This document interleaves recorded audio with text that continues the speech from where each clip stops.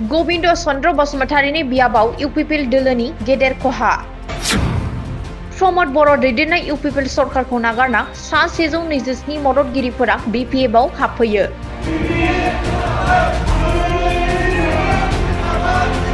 মই তেখেতসকলৰ কাম কাজত অতিষ্ঠ হৈ মই তাৰ পৰা পদত্যাগ কৰিছো। थारैनो सोलायनायनि स्लोगानजों फैनाय इउपिपिएल सरकारा गावनि मावथिफोरखौ दुखु होबाय नामा?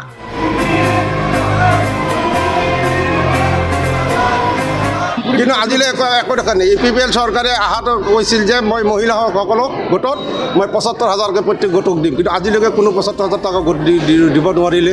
जौगानाय आरो मोजां थासारिखौ हास्थायनानै उदालगुरि प्राइमारि इउपिपिएलनि आफादगिरिजों लोगोसे गासै सा 127 मददगिरिफोरा बिपिएफआव जयनिं जाफैयो।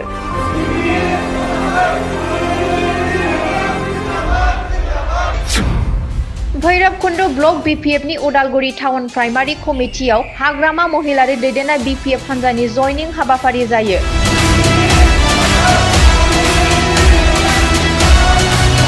बे हाबाफारियावनो बाहागो लायो उदालगुरि जिल्ला बिपिएफनि आफादगिरि रिहन दैमारी, सिडब्लिउसिनि रबिनसन मोसाहारि, बारग' एमसिएलए रिपेन दैमारी, भैरबकुंड ब्लकनि आफादगिरि सनेश्वर औवारी, नेहाथारि जन नार्जारी, अनसायसा बसुमतारी, पादाराम बर' आरो गोबां बिबानगिरिफोरा।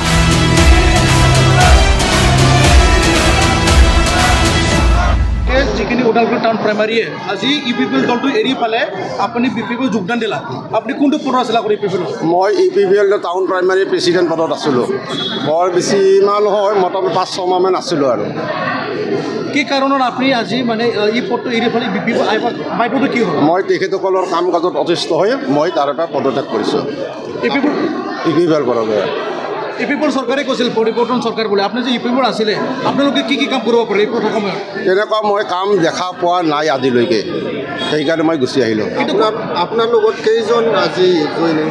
১২৭জন আজি বিপিএফত জইন কৰিলে। যদি কালি পৰহি কোনোবা কয় কোনোবা বিজেপি আহে, কোনোবা নতুন পাৰ্টি আহে, আহক আপোনালোকে ইতিমধ্যে তেনেকুৱাকৈ আহিছে, ইতিমধ্যে তেনেকুৱা বিজেপিৰ পৰা আহিছিলে, কিন্তু মই তাত নাকচ কৰিছোঁ। মই নাযাওঁ, মই অকলকৈ যাম, মই বিপিএফত কাম কৰিম। আপোনালোক ব্ৰিটিছৰ কি লাগে? ব্ৰিটিছৰ আমাৰ উন্নয়ন লাগে, শিক্ষা লাগে, চিকিৎসা লাগে, লাইটৰ ব্যৱস্থা লাগে।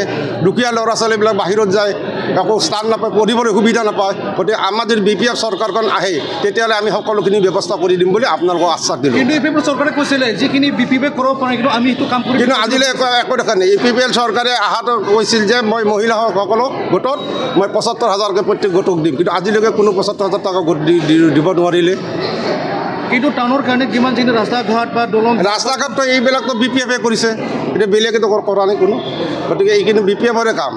দুৰ্ভাগ্যবশতঃ বিপিএফ চৰকাৰখন পৰাজয় হ'ল, এইখিনি কথা। কাৰণ আধৰুৱা কামখিনি আমি আৰু পুনৰ চৰকাৰ আহিলে আমি আধৰুৱা কামখিনি কৰি যাম। আজি আপোনালোকৰ যিখিনি দল আহিছে, আপুনি আহি থকা বিটিচি নিৰ্বাচনত আপুনি কেনেকৈ কাম আগুৱালি কেনেকৈ কাম কৰি যাব? এইখন পতাকা লৈছোঁ বিপিএফৰ, এই পতাকাৰ শপত খাই কৈছোঁ আমি আটাইয়ে এই বিপিএফৰ দলৰ হৈ ৰাজহুৱাভাৱে কাম কৰি যাম। কিন্তু আমি শুনিবলৈ পাইছোঁ, লাষ্ট এটা কুৱেশ্যন কৰোঁ, যেতিয়া ভোট আহে, ইলেকশ্যন আহে, কিছুমান প্ৰায় মনটো সলনি পালে বেলেগ দলত গুচি যায় বুলি। বেলেগ দলত আমি বেলেগে যাব পাৰে, কিন্তু মই যিকেইজন মানুহ আনি ইয়াতে শপত খাইছোঁ, এইকেইজন মানুহ কেতিয়াও আন দলত নাযায়।